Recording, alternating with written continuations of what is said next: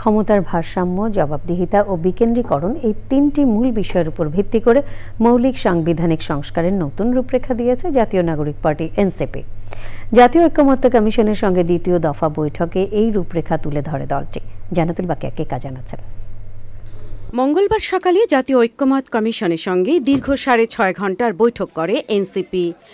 Bundle থাকলে প্রতি সেনমানিতে টাকা বাঁচবে। বিকাশ সেনমানি বান্ডেল কিনে জিতুন প্রতি লেনদেনে। বৈঠকের শুরুতেই দলটি তাদের সংস্কার প্রস্তাব জমা দেয়।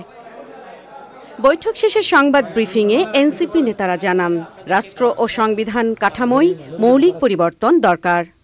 ক্ষমতার ভারসাম্য এবং বিকেন্দ্রীকরণটা নিশ্চিত করা গুরুত্বপূর্ণ, এটা আমরা আমাদের জায়গা থেকে জোর দিয়েছি, যাতে একজন ব্যক্তি, একটি দল বা একটি প্রতিষ্ঠান পুরো শাসন ব্যবস্থার উপরে একচেটিয়া নিয়ন্ত্রণ আর আরোপ না করতে পারে।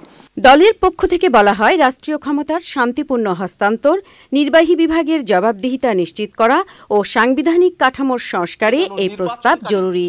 তত্ত্বাবধায়ক সরকার বা নির্বাচনকালীন অন্তর্বর্তীকালীন সরকার হিসেবে সেটাকে নামকরণ করা হয়, যাতে করে সেই সরকারগুলো দীর্ঘ সময়ব্যাপী ক্ষমতায় থাকবার যে মানুষ সেটা কমে আসে।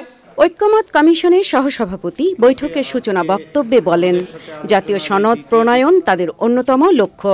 জাতীয় নাগরিক পার্টির পক্ষ থেকে যে সমস্ত মৌলিক সংস্কারের রূপরেখা দিয়েছেন, সেটা জাতীয় ঐক্যমত্য কমিশনের পক্ষ থেকে আমরা গ্রহণ করলাম। এটি পর্যালোচনা করার মধ্য দিয়ে দ্বিতীয় পর্যায়ের আলোচনায় এর একটি প্রতিফলন থাকবে বলে আমরা মনে করি, আমরা আশা করি। নতুন প্রস্তাবে 2 কক্ষ বিশিষ্ট সংসদের পাশাপাশি সংসদের নিম্নকক্ষে নারীদের সরাসরি নির্বাচন এবং উচ্চকক্ষে নারীদের জন্য 25% সংরক্ষণের কথা বলা হয়েছে। এছাড়া স্থানীয় সরকার নির্বাচনে দলীয় প্রতীকের ব্যবহার বন্ধ করার সুপারিশ করেছে NCP. Jannatul বাকিয়া, channel I, Dhaka.